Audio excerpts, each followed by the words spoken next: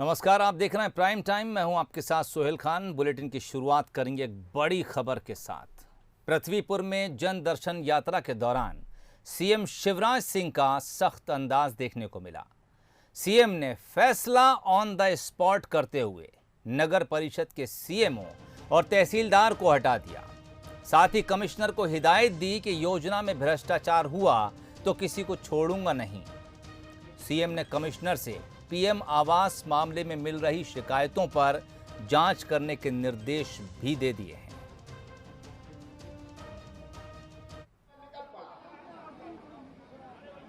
और आज जगह जगह लोगों से मिला मैं। अब जीरोन में मुझे शिकायत मिली कि वहां आवास योजना में भारी भ्रष्टाचार किया गया, लोगों से पैसे लिए गए। मैंने तत्काल सीएमओ उपयंत्री को सस्पेंड कर दिया और यह आदेश निकाल दिया, कोई भ्रष्ट बचेगा नहीं।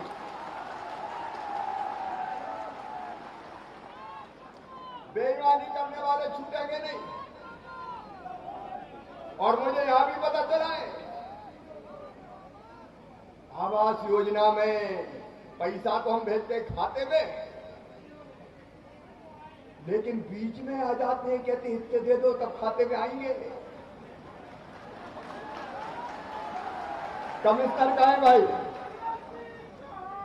ये नगर पंचायत पृथ्वीपुर की भी 100% जांच कराई जाए। यहां भी बहुत बेईमानी हुई है, ये मुझे पता चला।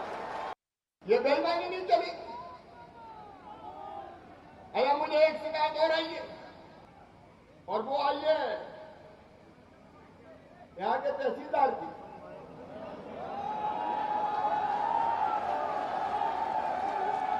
पैसा लेके हेरा फेरी हो रही है। बोलो सही है क्या? अब जनता कभी झूठ नहीं बोलती। ये जन दर्शन इसलिए कर रहा हूं मैं ताकि जगह जगह पूछ लूं। लोगों ने कहा कि तलैया तो खा गया। यहां के तहसीलदार को भी सस्पेंड तत्काल किया जाता है और पूरी जांच की जाएगी। चलिए, सीएम इन एक्शन के बाद अगली खबर भी सीएम शिवराज सिंह चौहान से जुड़ी है। जनदर्शन यात्रा के दौरान सीएम एक्शन मोड में तो दिखे ही, साथ ही सौगातों का पिटारा भी खोल दिया। वैसे टीकमगढ़ और नेवाड़ी से पहले रेगांव में भी यात्रा हुई थी। आखिर इसके मायने क्या हैं? क्योंकि शिवराज तो सिर्फ जनदर्शन की बात कह रहे हैं, जबकि राजनीतिक विश्लेषक इसे इलेक्शन की तैयारी बता रहे हैं। रेगांव के बाद पृथ्वीपुर, राधा अष्टमी के दिन जनदर्शन शुरू। दमोह के नतीजों ने बढ़ाया काज। मैदान में खुद डटे शिवराज। उपचुनाव के बाद तो पार्टी करेगी। मैं तो जनता की विकास और जन कल्याण की बात करूंगा। अब इसे उपचुनाव की तैयारी कहें या सिर्फ जनदर्शन, क्योंकि सीएम की नजरों में जनता से मिलना ज्यादा मायने रखता है। जनता के द्वार जाकर ही हाल पता किया जा सकता है। वैसे कांग्रेस क्या सोचती है वो भी सुन लीजिए। जन दर्शन यात्रा तो ये दर्शन देने के लिए निकल रहे हैं, तो इनके दर्शन से जनता कोई फ़ायदा नहीं होने वाला है। जनता की अगर समस्याएं हल होती हैं, महंगाई है, पेट्रोल डीजल के दाम बढ़ रहे हैं, बेरोजगारी है, कानून व्यवस्था है, महिलाओं पर अत्याचार है, आदिवासियों पर अत्याचार है, इस सब के बारे में इनका कुछ कहना नहीं है। ये खुद दर्शन देने के लिए निकले, जिसका कोई महत्व नहीं है, कोई महत्व। जनता पे इसका कोई असर नहीं होने वाला है। और तीनों उपचुनाव और लोकसभा चुनाव कांग्रेस जीतने जा रही है। सीएम शिवराज की जनदर्शन यात्रा पहले रेगांव में हुई, फिर पृथ्वीपुर में जनदर्शन शुरू हुआ। अब बारी जोबट और पृथ्वीपुर की है। ये वही क्षेत्र है जहां उपचुनाव भी होने हैं और यहीं शिवराज गांव-गांव घूम रहे हैं। जहां कमी नजर आ रही है वहां देने का वादा भी कर रहे हैं। तो हमने ये तय किया है कि अगले शिक्षण सत्र से यहाँ महाविद्यालय ओरछा में भगवान राम राजा की नगरी में प्रारंभ किया जाएगा। इसी साल हमने तय किया हर 20-25 किलोमीटर के बीच में एक सीएम राइज स्कूल खोला जाएगा और उस स्कूल में बिल्डिंग शानदार बनेगी। 18 करोड़ से लेकर 24 करोड़ रुपए तक की एक स्कूल में 5,000 विद्यार्थी पढ़ सके, इसकी व्यवस्था की जाएगी। यहाँ आने से पहले फोन करके मैंने तय किया लगभग 2000 किसान बचे हुए, एक सप्ताह के अंदर अंदर उन 2000 किसानों के नाम किसान सम्मान निधि और मुख्यमंत्री किसान कल्याण योजना में डाल के उनके खाते में पैसे डाल दिए जाएंगे। राजनीतिक विश्लेषकों की माने तो दमोह उपचुनाव की हार ने बीजेपी को अपनी रणनीति पर फिर से विचार करने को मजबूर किया। पार्टी ने मंथन भी किया। जनदर्शन यात्रा से पहले राधौगढ़ में भी पार्टी के मोर्चा प्रकोष्ठों की बड़ी बैठक हुई। भोपाल में महिला मोर्चा, पिछड़ा वर्ग आयोजन समिति और जिला ग्रामीण पदाधिकारियों की बैठक हो चुकी है। कहने का मतलब यही है कि पार्टी अपने स्तर पर तैयारी में जुटी है, तो सरकार अपने स्तर पर। अब असर क्या होगा ये तो वक्त ही बताएगा। Bureau report, Bansal news. Madhya Pradesh BJP संगठन बड़े बदलाव के साथ आगे बढ़ने की तैयारी में है। हाल ही में 6 संभागीय संगठन प्रभारी को कार्य समिति में शामिल कर बीजेपी ने इस बात के साफ संकेत दे दिए हैं, लेकिन कांग्रेस इसे लेकर कई तरह के सवाल उठा रही है। देखिए पूरी खबर। पहले बीजेपी में युवाओं को जिला अध्यक्ष बनाया गया, उसके बाद कार्य समिति में नए लोगों को मौका दिया गया, फिर प्रवक्ता की जिम्मेदारी भी नए चेहरों को मिली और अब 6 संभागीय संगठन प्रभारी को दायित्व से मुक्त कर कार्य समिति में स्थान दे दिया गया। कहा यही जा रहा है कि संघ की मंशा है कि मध्य भारत, महाकौशल और मालवा के 3 प्रांतीय संगठन मंत्री बनाए जाएं और इसकी जिम्मेदारी प्रचारक के पास हो। इस पर बीजेपी प्रदेश अध्यक्ष का भी यही कहना है कि समय के साथ बदलाव होते रहना चाहिए।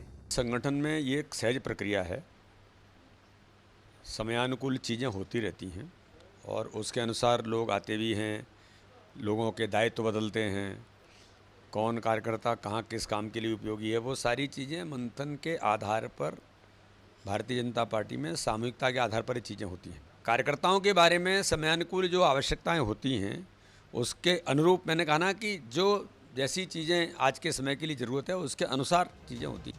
संगठन प्रभारियों के दायित्व बदलने के पीछे चर्चा ये भी है कि संभाग में लगातार इनका दखल बढ़ा, बल्कि कई पर तो भ्रष्टाचार जैसे आरोप भी लगे। तो ये तक कह रही है कि संगठन के लोग अब सेवा की बजाय सत्ता की चाह में हैं। वहाँ पर सत्ता के प्रति मोह ज़्यादा बढ़ते जा रहा है, इसलिए जो संगठन में उनके लोग थे उनको इस तरह कार्य समिति में लेके उन्होंने अपने संगठन को कमज़ोर किया है। ये मेरा कहना नहीं, भारतीय जनता पार्टी के लोग कहना है। तो वहाँ सत्ता के प्रति आकर्षण दिन ब दिन बढ़ते जा रहा है और आकर्षण बढ़ने का कारण लाभ है, धन है, पद है, इसलिए ये सब हो रहा है वहाँ पर। सभी संभागीय संगठन प्रभारी संभाग से हटने के बाद अब कार्य समिति सदस्य है। खबर ये भी चर्चा में है कि इनमें से आशुतोष तिवारी और शैलेंद्र बरुआ तो निगम मंडल में जाने की जुगत भी लगा रहे हैं। बीजेपी एक ऐसी पार्टी है जो समय के साथ अपने भीतर और बाहर परिवर्तन करते रहती है। हाल ही में कुछ संगठन मंत्रियों को कार्य समिति में शामिल किया गया, तो ये क्या बीजेपी की रणनीति का हिस्सा है या कुछ और? आशीष खरे के साथ मनोज सैनी, बंसल न्यूज, भोपाल। आज हिंदी दिवस के मौके पर चिकित्सा शिक्षा मंत्री विश्वास सारंग का एक बड़ा बयान सामने आया। मेडिकल के विद्यार्थियों को एक बड़ी सौगात उनके इस बयान के जरिए मिली है। मंत्री विश्वास सारंग ने मेडिकल शिक्षा की पढ़ाई हिंदी में शुरू करने का ऐलान किया है। इसके लिए एक कमेटी का गठन किए जाने की बात कही है, जो इसके मॉड्यूल पर काम करेगी। इस कमेटी के सुझावों के आधार पर ही मेडिकल के लिए हिंदी पाठ्यक्रम तैयार किया जाएगा। दिवस की सभी को बधाई। हम ऐसा जल्द से जल्द एक कमेटी का निर्माण कर रहे हैं और हम ये सुनिश्चित करेंगे कि मेडिकल एजुकेशन के पाठ्यक्रम को हम हिंदी में भी शुरू करें और उसके लिए हम जल्द से जल्द एक कमेटी बना रहे हैं जो ये सुनिश्चित करेगी कि जो हमारा मॉड्यूल है, जो हमारा पाठ्यक्रम है, वो हिंदी में भी हम बनाएं और आगे आने वाले समय में मध्य प्रदेश में हम चिकित्सा शिक्षा की पढ़ाई हिंदी में शुरू करेंगे। 17 सितंबर को प्रधानमंत्री नरेंद्र मोदी का जन्मदिन है और इस दिन को युवा कांग्रेस बेरोजगार दिवस के रूप में मनाने जा रही है। कांग्रेस का कहना है कि केंद्र सरकार ने 2 करोड़ युवाओं को रोजगार देने का वादा किया था, लेकिन उनका ये वादा झूठा साबित हुआ। बेरोजगारी बढ़ती जा रही है। उधर बीजेपी ने भी कांग्रेस पर पलटवार किया है। देखिए यह रिपोर्ट। 17 सितंबर को घमासान, कांग्रेस के निशाने पर पीएम मोदी के जन्मदिन के दिन आंदोलन, बेरोजगार दिवस मनाकर प्रदर्शन। 17 सितंबर पीएम मोदी के जन्मदिन को बीजेपी सेवा सप्ताह के रूप में मना रही है, लेकिन कांग्रेस इस दिन पीएम को प्रदर्शन का गिफ्ट देगी। युवक कांग्रेस ने मध्य प्रदेश में बेरोजगारी दिवस मनाने का फैसला किया है। प्रदर्शन ब्लॉक स्तर पर करने की तैयारी है। 17 सितंबर को मोदी जी के जन्मदिन के अवसर पे देश भर में युवा बेरोजगार दिवस के रूप में उस दिन को मनाने वाले हैं। युवा कांग्रेस मध्य प्रदेश के हर जिले में, हर विधानसभा स्तर पे इस कार्यक्रम को आयोजित करेगी और हम इस कार्यक्रम के माध्यम से उनको याद दिलाना चाहते हैं कि जब आपने जो वादे किए थे उस वादे को पूरा करने की आज आवश्यकता है। युवाओं को बेरोजगारी से बहुत परेशान है युवा, और देश भर का युवा आज बेरोजगारी के चलते त्राहिमाम कर। अगर आंकड़ों पर गौर करें तो मध्य प्रदेश में मई 2018 में बेरोजगारों की संख्या 24 लाख थी। 2019 में यह संख्या बढ़कर 30,14,000 के पार कर गई। वहीं 2020 और 2021 में 30 लाख रजिस्टर्ड बेरोजगार युवा हैं। वैसे बीजेपी नेताओं का कहना है कांग्रेस के कथित माफिया और दलालों को बेरोजगारी का सामना करना पड़ रहा है। मोदी जी ने इस देश में सुशासन स्थापित किया है। बीजेपी नेताओं का यह भी कहना है कि कांग्रेस को किसी मुद्दे के विरोध में सफलता नहीं मिलेगी।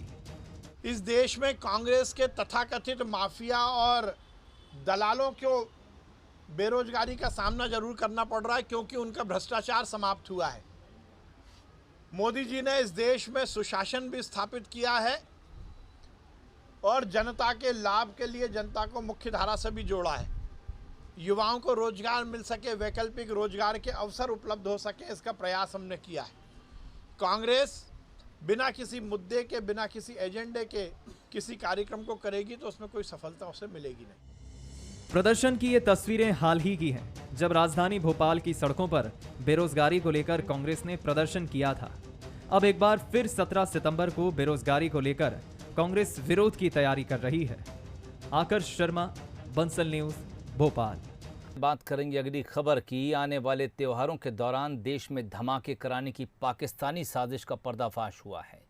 दिल्ली पुलिस ने 6 आतंकियों को गिरफ्तार कर उनके कब्जे से भारी मात्रा में विस्फोटक और हाई क्वालिटी हथियार बरामद किए हैं।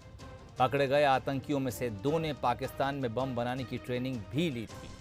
जानकारी के मुताबिक पकड़े गए आतंकी दाऊद इब्राहिम के भाई अनीस के इशारे पर नवरात्रि और रामलीला के दौरान सीरियल ब्लास्ट करना चाहते थे और आतंकियों का ये नेटवर्क कई राज्यों में फैला हुआ था।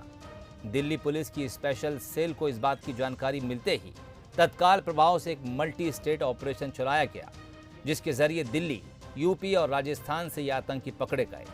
पूछताछ में पता चला है कि इनकी प्लानिंग त्योहारों के दौरान भीड़ भरे इलाकों में ब्लास्ट करने की थी, जिसके लिए आतंकियों को 2 टीमों में बांटा गया था।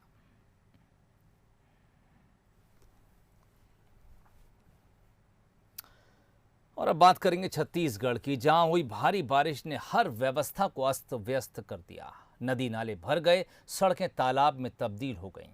सबसे बुरा हाल राजधानी रायपुर का रहा, जहां प्रशासन की नाक के नीचे बस्तियां पानी में डूब गईं। अब व्यवस्थाओं को लेकर विपक्ष ने सरकार पर निशाना साधा, तो सरकार की तरफ से भी जवाब दिया जा रहा है। देखिए ये रिपोर्ट।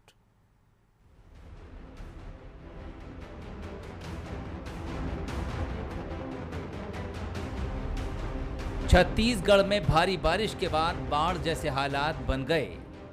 गरियाबंद का राजधानी से संपर्क टूट गया। नदी नाले उफान पर हैं। अचानक हुई बारिश ने आम आदमी का जनजीवन अस्त व्यस्त कर दिया। सोमवार को रायपुर में 68.2 मिलीमीटर बारिश हुई। ये इस सीजन की अब तक की सबसे भारी बारिश मानी जा रही है। तेज बारिश से कई इलाकों में घरों में पानी भर गया। यहाँ तक कि कई पुलिस थाने भी पानी में डूबे नजर आए। राजधानी में खासकर हालात बहुत तेजी से बिगड़े। हम हर साल ही होटल में शिफ्ट होते हैं, क्योंकि घर के अंदर करीब 2 फुट के आसपास पानी भर जाता है और घर में डर इस बात का लगता है कि कहीं करंट ना आ जाए या सांप वाँप ना हो जाए, क्योंकि रात को फिर कोई मदद मिलना भी मुश्किल है। तो हर साल जैसे ही ये स्थिति बनती है, हम लोग कोशिश करते हैं कि समय रहते ही घर से निकल जाएं, ताकि ऐसी कोई घटना ना हो जाए, ऐसी कोई मिसहैपनिंग ना हो जाए। इधर तेज बारिश से व्यवस्थाएं बदहाल दिखीं, उधर प्रशासन अपने काम में जुटा रहा। मुख्यमंत्री का बयान भी सामने आया। उन्होंने लोगों को जल्द राहत का आश्वासन दिया। देखिए, जब अचानक बहुत तेज बारिश हो तो आपके कोई सिस्टम काम नहीं करेगा। नगर निगम के जो अधिकारी कर्मचारी हैं उसे देखें, हमारे जनप्रतिनिधि वो देखें कि कहाँ कहाँ जल भराव की स्थिति है, उसे निकासी की व्यवस्था तत्काल। पानी आसमान से गिरा, मुसीबत जमीन पर आई और उबाल सियासत में आ गया। बीजेपी ने बारिश के बाद बिगड़े हालात के लिए सरकार को जिम्मेदार ठहरा दिया। आरोप लगाया कि सरकार का आपदा प्रबंधन फेल रहा। बाढ़ से निपटने के लिए कोई कॉन्टीजेंसी प्लान नहीं, उसके लिए जो साधन सुविधाएं होनी चाहिए, जो पैसा 30% पैसा आपदा प्रबंधन में बाढ़ से निपटने के लिए विभिन्न प्रकार के इक्विपमेंट्स और पूरे साधन सुविधा के लिए पैसे हैं, उसकी कोई व्यवस्था नहीं। सियासी बयानों से इधर सियासत जारी है, उधर बारिश भी जारी रहने का अनुमान मौसम विभाग ने लगा लिया है। छत्तीसगढ़ में अगले 48 घंटे में भारी बारिश का अलर्ट जारी हो गया है। जो बारिश हुई उससे लोग अब तक परेशान हैं और मौसम की भविष्यवाणी उन्हें और परेशान कर रही है। अभिषेक शुक्ल, बंसल न्यूज, रायपुर। मध्य प्रदेश के लिए आज बड़े गर्व की बात है कि ओरछा का लाडपुरा खास गांव UNWTO यानी United Nations World Tourism Organization award से नामांकित किया गया। पर्यटन और संस्कृति मंत्री उषा ठाकुर ने इस उपलब्धि के लिए पर्यटन विभाग के सभी अधिकारियों और कर्मचारियों को बधाई दी। पर्यटन और संस्कृति मंत्री उषा ठाकुर से बात की हमारे संवाददाता आकर्ष शर्मा ने। प्रदेश के लिए एक बड़ी उपलब्धि है कि एक छोटा सा गांव लाडपुरा खास UN के WTO के लिए नामांकित किया गया है। इस पर बात करने के लिए हमारे साथ पर्यटन एवं संस्कृति मंत्री उषा ठाकुर मैम हैं, उनसे ही बात करेंगे। मैम, एक बड़ी उपलब्धि मैम, विश्व स्तर के अवार्ड के लिए अपना एक छोटा सा गांव नामांकित किया गया है। जी, वो गांव छोटा सा है पर वो बहुत ही पावन धरती ओरछा के साथ जुड़ा हुआ है और जहां प्रभु श्री राजा राम के रूप में पूजे जाते हैं। लालपुरा में मेरे विभाग के साथियों ने बहुत मेहनत की। वहाँ वो रूरल स्टे, होम स्टे, इन दोनों के कारण स्थानीय लोगों को रोजगार भी मिलेगा, गांव की आर्थिक स्थिति सुधरेगी, लोगों को रोजगार के लिए शहर की ओर भागना नहीं पड़ेगा। वहाँ बहनों को आत्मनिर्भर बनाने के लिए भी हमने बैटरी के जो रिक्शा हैं वो बहनों को चलाने के लिए उपलब्ध भी कराए हैं और वो भी बड़ी सफलतापूर्वक अपना काम कर रही हैं। मैं अपने विभाग के सब साथियों को और मध्य प्रदेश के भाई बहनों को बधाई देना चाहती हूँ, धन्यवाद देना चाहती हूँ। आज हिंदी दिवस है और हमारे देश में भाषा को माता का दर्जा दिया जाता है और हिंदी को राष्ट्र माता कहा जाए तो गलत नहीं होगा। हर कोई अपने हिसाब से हिंदी की पूजा करता है, लेकिन वाकई में आपको हिंदी माता की पूजा करनी है तो चलिए हमारे साथ भारत के एकमात्र ऐसे मंदिर जहां हिंदी माता की पूजा की जाती है।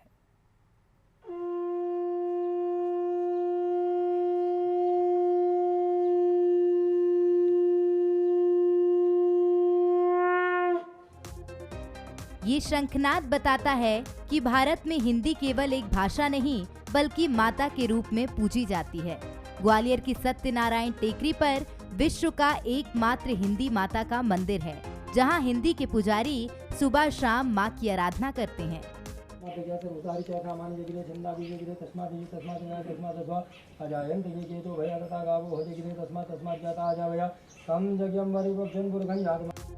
हिंदी मां की आराधना होती है और श्रद्धालु जयकारी लगाकर अपनी श्रद्धा व्यक्त करते हैं। बोलिए हिंदी माता की जय हो।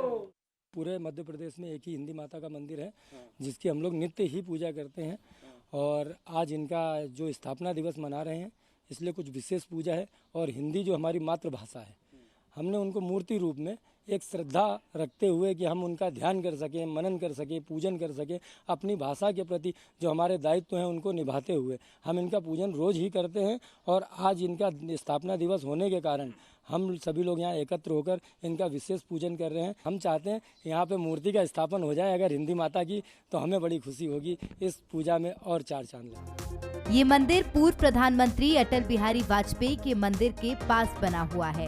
अटल जी हिंदी के महान सेवक और पुजारी रहे हैं, लिहाजा उनके पास में ही हिंदी माता का मंदिर होना बेहद खास है। फिलहाल हिंदी माता मंदिर में मां का चित्र रखा हुआ है और श्रद्धालुओं की इच्छा है कि अब यहां जल्द ही हिंदी माता की प्रतिमा विराजमान हो। हिंदू माता के मंदिर का अपन मातृभाषा मानते हैं और माता के रूप में मानते हैं और डेली नित्य प्रति पूजन करते हैं और मंदिर श्रद्धा भाव से मानते हैं। सभी हिंदुओं को कई लोग आते होंगे दर्शन कई लोग आते हैं, श्रद्धालु बहुत आते हैं। दुर्लभ मंदिर। सुबह शाम श्रद्धालु हिंदी माता के दरबार में आकर माथा टेकते हैं। हिंदी के प्रति उनकी आस्था और प्रेम ही उन्हें यहाँ खींच लाता है और वो इस बात से भी गौरवान्वित होते हैं कि उनके शहर में दुनिया का इकलौता मंदिर है जहाँ हिंदी माँ के रूप में विराजित है। विशेष रूप से हिंदी माता जागरण है कि हिंदी भाषा का आगे प्रेरणा देने लायक और हिंदी भाषा में ही सारे काम और जितने भी है तो इनको हर तरह से हम पूजा पाठ भी करते हैं और रोज आकर यहाँ मतलब दर्शन करें और हम उनके सदस्य भी हैं। जिस तरह से ग्वालियर वासियों में हिंदी के प्रति प्रेम, आस्था और विश्वास है वो वाकई काबिले तारीफ है। अटल जी जैसे कवियों ने हिंदी की जो सेवा की वो भी मिसाल है। ये तस्वीरें ये बताने के लिए काफी हैं कि आने वाला समय हिंदी के लिए स्वर्णिम युग बनकर आएगा। प्रहलाद सेन, बंसल न्यूज, ग्वालियर। इस खबर के साथ ही बुलेटिन में फिलहाल इतना ही। तमाम अपडेट्स के लिए आप जुड़े रहिए बंसल न्यूज के साथ। मुझे इजाजत दीजिए। नमस्कार।